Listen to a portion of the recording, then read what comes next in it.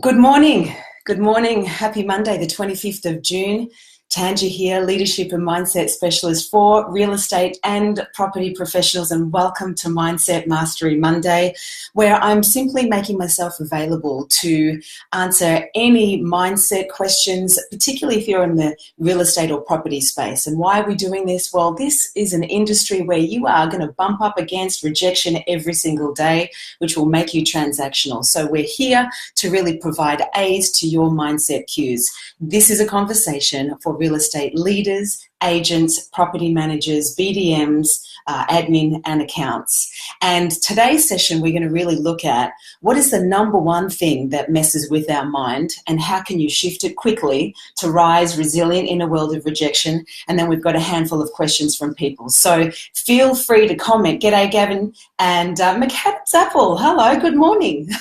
We've got some beautiful organic grocers joining in too. See the magic of Facebook and Instagram Live. So feel free to comment any question if you're stuck or struggling or even stressed. And one of the reasons why I'm doing this is the great white paper from Jet Xavier on the current wellness and wellbeing state of our industry shows that 65% of real estate professionals are currently stressed and anxious most, if not all of the time. Now, why am I doing this? Well, that's one reason, but I'm also doing this because I truly believe that real estate is an opportunity to really achieve financial freedom, which gives us incredible choice in our life. Where else can you can get into it pretty quickly. You can be your own boss, build your own business, carve your own path, earn as much money as you're willing to work for, and more importantly, positively change people's lives every single day. Yet, here is the reality of the industry. It's a world of rejection. You're going to get knocked back and told no on a daily basis. You earn commission, so you'll do a sale and you don't get paid until maybe 3 months later. And according to the Roy Morgan image of trusted professions, real estate agents in particular are still ranked the third least trusted profession in our country, which means people aren't running down the street with open arms embracing you and loving who you are and why you do what you do. Those conditions are a petri dish for stress. Those conditions are completely counterintuitive to our human desire of certainty, security, instant validation, and instant results. Now, those conditions make people transactional rather than relational. And according to the great research of CoreLogic RP data, all that landlords, tenants, vendors and buyers want, good morning, Susan, is they want real estate professionals to come from a place of trust and transparency. So here's the deal. You enter the industry because it gives you access to financial freedom, yet the conditions are counterintuitive to our humans' desire of certainty, security, instant validation, and instant gratification. This is a petri dish for stress. This will make you transactional. The key is to make you relational, which will help you build rapport, which will help you land more listings and achieve your goals. What else does this mean? I know that many of you are going home unsatisfied, unfulfilled, with your potential intact and your personal and professional dreams lay dormant. I also know that your family sometimes doesn't get the best of you, and let's be honest, sometimes we don't get the best of ourselves when we're in that state. So I really am here to be of service and help provide insights, tools, and resources to elevate your state so you can rise resilient in this world of rejection, positively contribute to people's lives, and really make a difference and achieve the financial freedom you're after. Good morning, Brad Teal. Lovely to see you tune in. So this will also be recorded, so if you've missed it or you're listening and you think, I want my team to listen to this, I want to listen to this again, know that you can watch this back, and feel free to comment on any question you have around how do you master your mind to rise resilient. So let's begin. Before I get into the 5 questions that we've got, let me just share with you the number one thing that messes with our state of mind. Consider in life things are going to happen to us all the time. We can say that another way, right? Stuff happens. However, here is what still blows my mind. Consider, and I just want to backtrack a little bit, everything that I'm about to say, and I'll say on these Mindset Mastery Monday sessions, I want to preface it with, it's not the truth.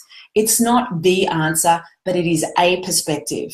I invite you to remain open-minded. I invite you to try it on, because trying on new things can produce new results, okay? So it's a perspective, and I know from doing this for many, many years, this perspective will produce breakthrough results for you, your people, and your business. So the number one thing that messes with our state of mind is actually never what happens to us.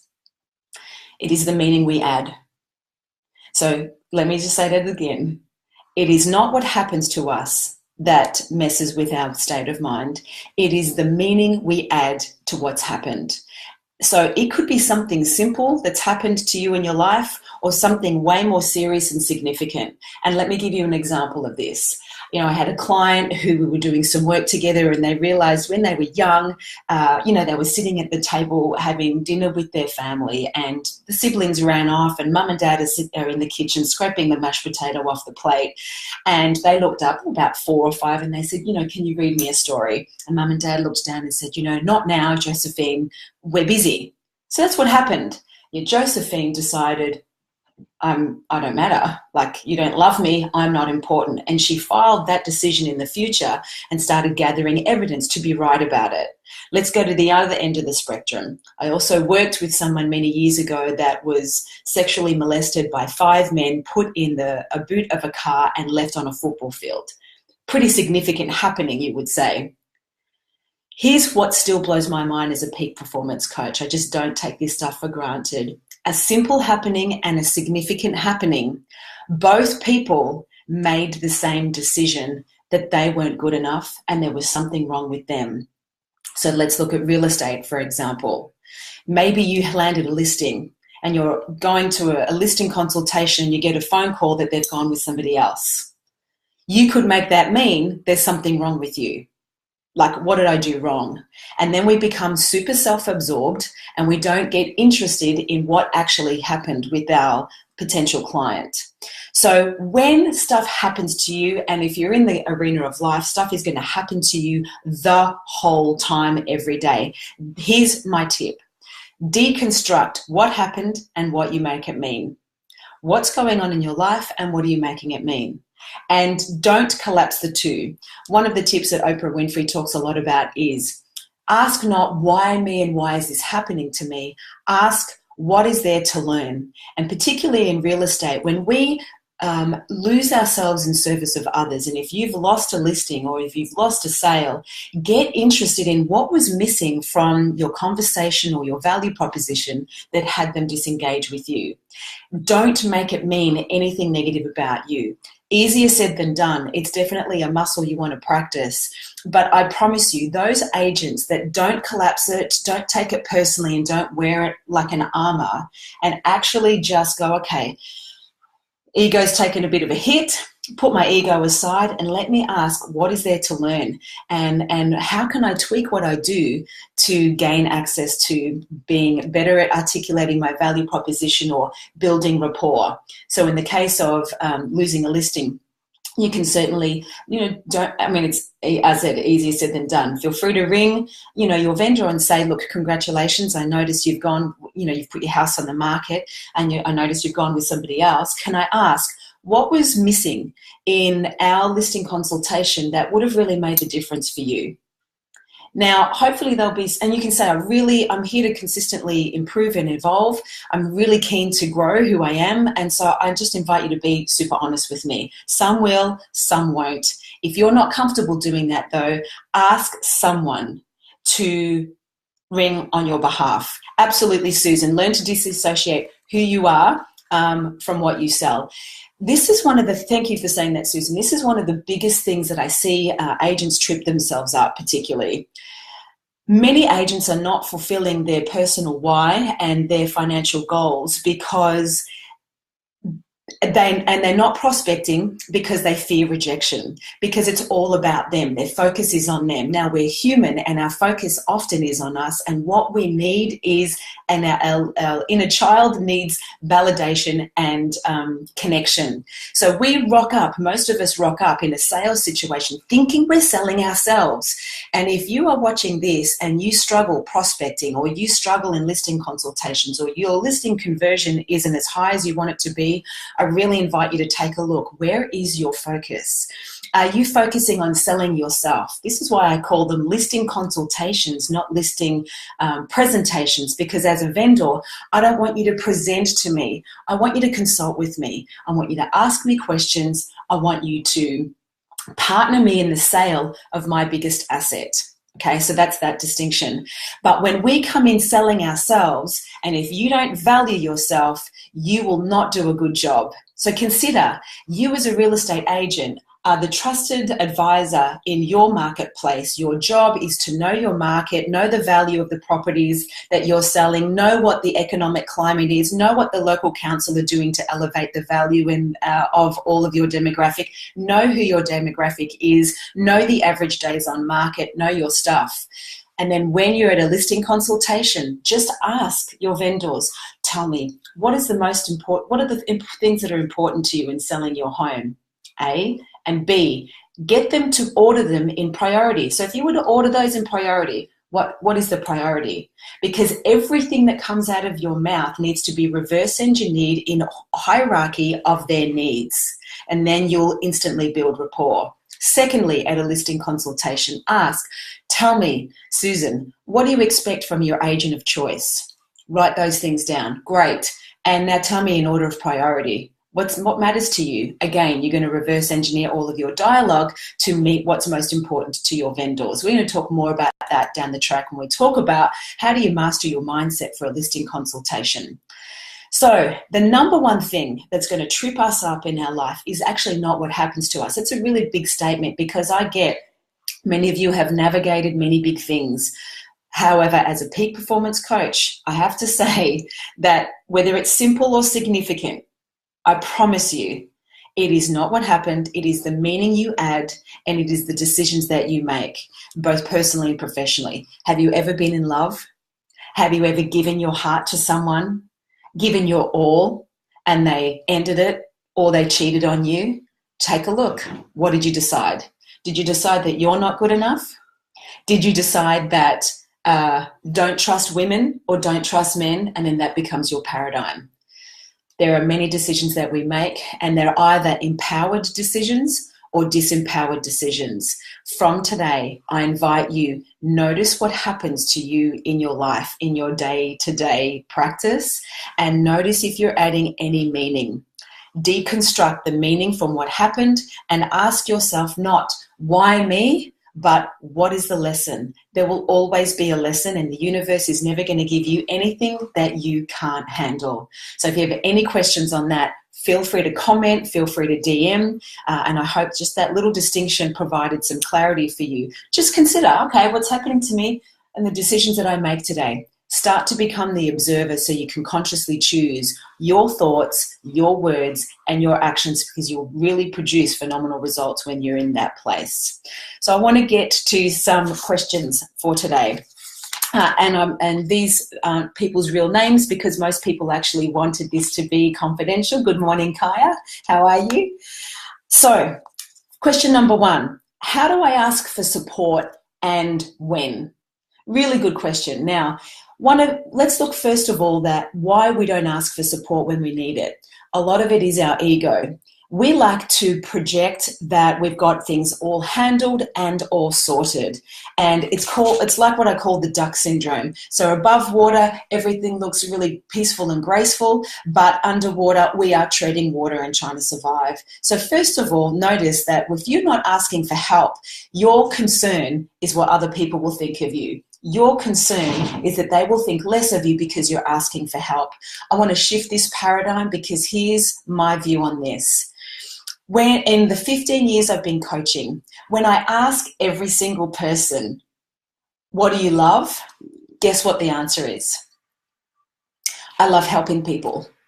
Like, Every single time. I love helping people. So I invite you to consider, when you ask people for help, you're giving them the biggest gift in their life, because you're reaching to them, meaning you're showing them that you value their input, you value their wisdom and their mastery, and you're asking for them to share it with you, which makes them feel valued and appreciated. And statistics show that one of the greatest ways to feel gratitude is to give to others. So when you give to others, you're also going to feel good. You just got to get your ego out of the way. So don't be afraid to ask for help, and consider that it's giving somebody else the opportunity to experience the thing that they love most, which is to contribute to others. Step one. Step two, I do believe that prevention is better than cure. So what do I mean by that?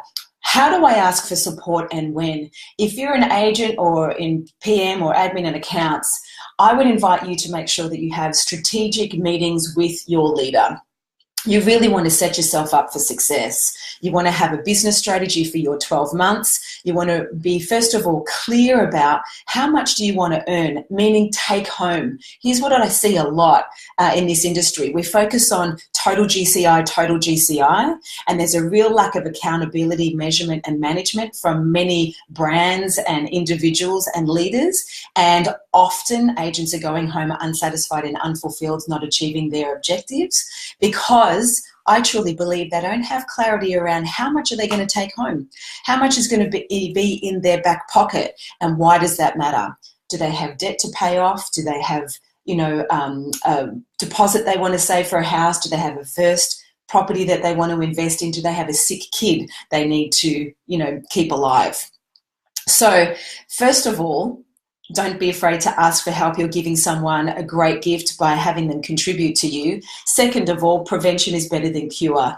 Please sit down with your business manager, get clear about how much you want to earn at the end of the year, reverse engineer your strategy to get there, define what are the skills that are missing for you to fulfill that, and then what you need to be personally responsible for is generating the willingness to consistently do the things that you need to do to make it happen.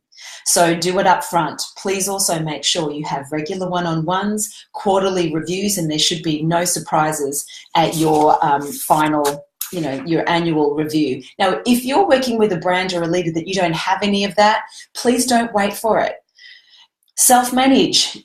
In this industry, you're an entrepreneur within a business, so don't wait for someone to come to you with a business plan or a business strategy. Get it and design it yourself. And if you're still not getting the support, either go to the corporate team if you work for a franchise, or certainly get yourself a coach. That can be really helpful. Okay, so I hope that provided some clarity. Number two, I know I need to do cold calling and door knocking to build my business, but I just hate it. How can I get over my procrastination and do what I know I need to do? All right, this is a big one, and I see and deal with this a lot of the time.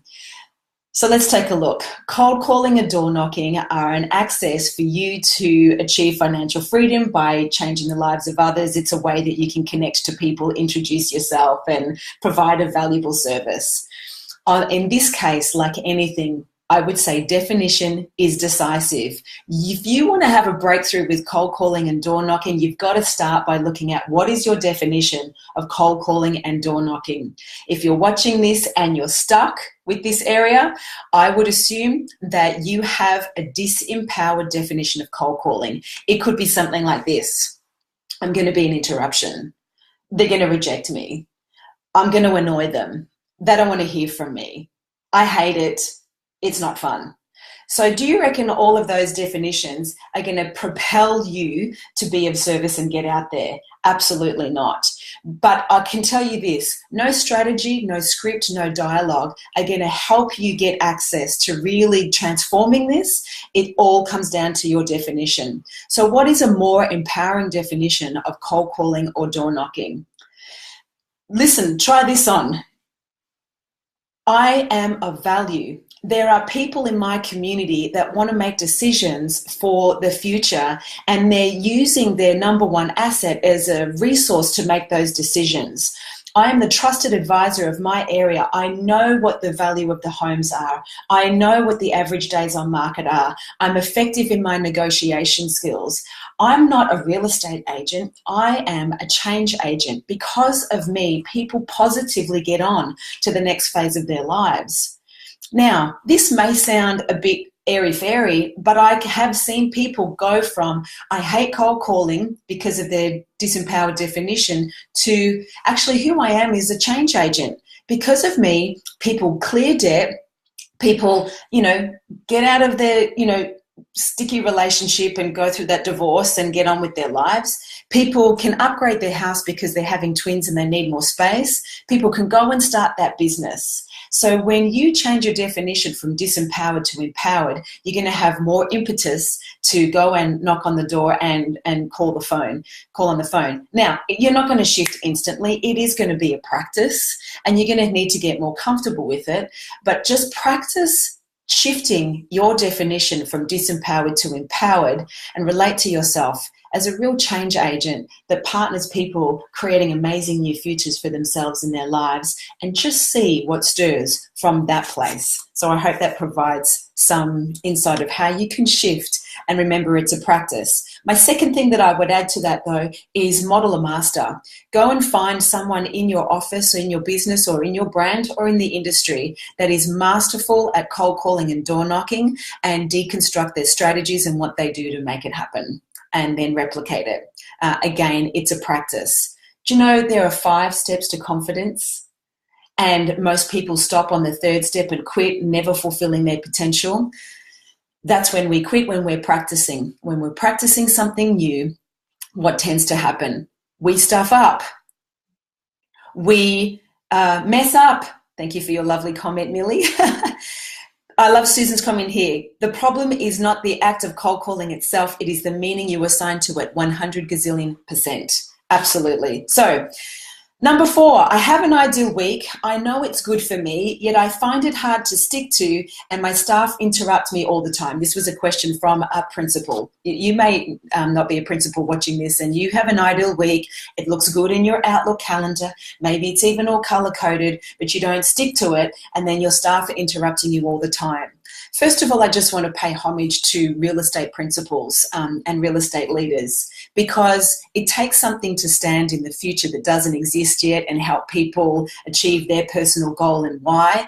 And if you're on the tools, it's a really challenging gig to be one of the main revenue generators and then manage the business and really support your people to rise and thrive as well. So I just want to say thank you for who you are and what you're willing to do every single week, and I'm absolutely here to help you do that. So if you have an ideal week, you know it's good for you, you've even done it but you don't stick to it, let me address that one first. It's just not a must. Tony Robbins talks a lot about we do things for 2 reasons. We're either seeking pleasure or avoiding pain. The avoiding pain gives us instant motivation, but as soon as we get close to the goal and those stress levels aren't there anymore, we ease off. So that's what has us oscillate in our results. So seeking pleasure is always the best way to get into action and do the things that you want to do.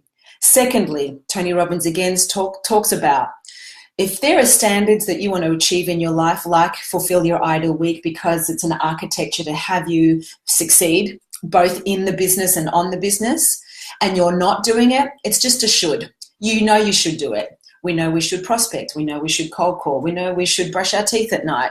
Whatever it is. But until something becomes a must, you won't do it. Until something becomes a must for me, I won't do it. So if there's anything, if it's sticking to your ideal week, know that that's strategy for success. It's a tool, it's a resource to help you thrive.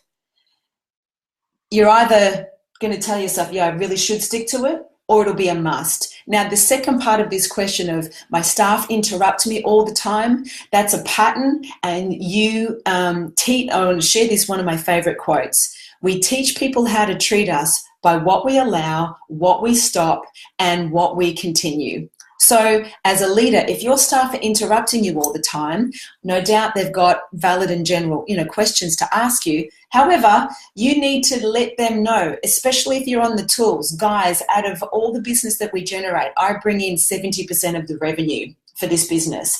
30% of my time will then also go on to leading the business. So show them your ideal week. Allocate time for your sales meetings and your one-on-ones and your personal time and your gym training and listening to great, coaches and trainers in the industry and people outside of the industry. But please share with your people why your diary looks the way it does. And if your people can feel that their futures exist in the marrow of your bones, and not only the primary breadwinner for the business, but then you've allocated your time to be of service to them, and you're just asking for their understanding and agreement on meeting you halfway with the times, and then you've set up a structure to really handle those questions, then everybody wins. So how do we handle those questions? I love leaders and teams to work with a philosophy of, got a problem? No problem. What that means is if anyone in your team comes to you with a problem, you go, no problem, it's all good, but just give me 2 solutions to your own problem before you come to me with the problem. Great leaders empower their people to effectively problem solve.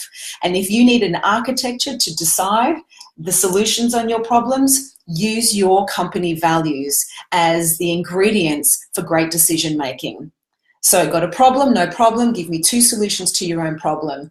There's another great philosophy. I think this is an Aaron Sansoni practice called 10 at 10 and 2 at 2. Allocate some time every morning to do popcorn problem solving sessions with your team and then check in at the end of the day to see how they're going. I'm mindful of leaders having an open door policy because it can interrupt flow. I think leaders need to respect, especially if they're the primary revenue earner, just educate your people, ask for their support, and everything can be created and resolved inside of communication and effective strategies. So I hope that provides some clarity to the person that said, I have an ideal week, I know it's good for me, but I find it hard to stick to it. Make it a must, have a positive definition, it's a strategy for success. Practice using it, and then your muscle of discipline will be more established. Make sure you've also allocated some personal time to chill out, ride your bike, read a book or whatever, because we need to be holistically fulfilled. And our final question for today, how do I grow as an individual in flow and get the best possible results? First of all, you've got to know what your flow is. What do you love? Now, in real estate, there's going to be many tasks to do. Some of you may love supporting clients and helping them and adding value, and others just love the admin and the glue and all the action taking. Others love the paperwork. So this question was from Julie Davis from Agent Dynamics. Now, Julie, you guys well and truly know, and I know you're asking this question on behalf of the industry, how do I, as a real estate individual, just go and realize my full potential, earn the money that I'm hoping to earn and love it? Well, you've got to know what do you love doing, and then have the model, have the business structure and support to take away the stuff that you hate so you can just stay in your flow and in your groove doing what you love to do most. And if you want to know more about how you can actually make that a realistic goal for yourself and make it real for yourself, then DM me and I can certainly give you some strategies and support. And also definitely reach out to Julie Davis from Agent Dynamics. They specialize in having teams in flow and full of purpose. So, hey, Catherine, lovely to see you. Oh, a thumbs up from Catherine.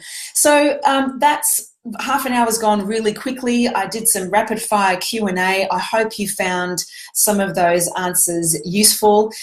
Feel free to share this with anybody in your business or life that you feel would really love some distinctions on how to rise resilient in a world of rejection. Feel free to DM me or email me at Tanja, Tanja, at tmjcoaching.com.au. Any question you have, I'll never share your name or the brand that you're from. It'll all be done confidentially unless you're happy to answer the question. Lloyd Hillard, hey, beautiful. Love this. Thanks, Tanja.